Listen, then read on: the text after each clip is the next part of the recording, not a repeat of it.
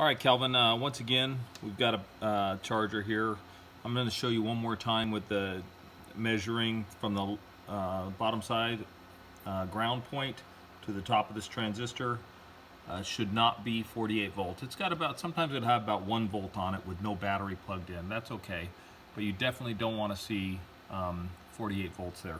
Check both the transistor on the top board and the bottom to make sure. If that transistor goes bad, that's how you blow TCOs in the battery. Okay, so now we're going to go ahead and plug in a actual battery to this charger and show you what to expect here. Right now you can see here that the battery's not in charge. It's just got a single red light. It's waiting to qualify the battery. It takes two things for a battery to start charging. It takes good temperature information and good voltage information.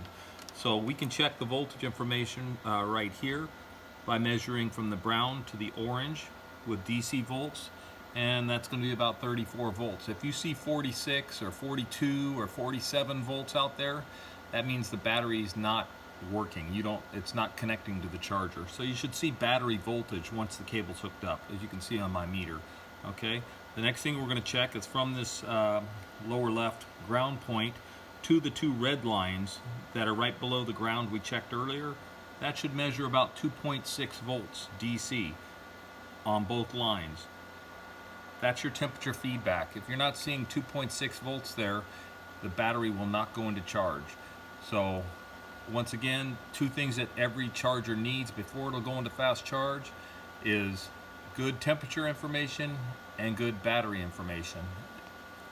Battery information should be about 30 volts, between 30 and 40 volts.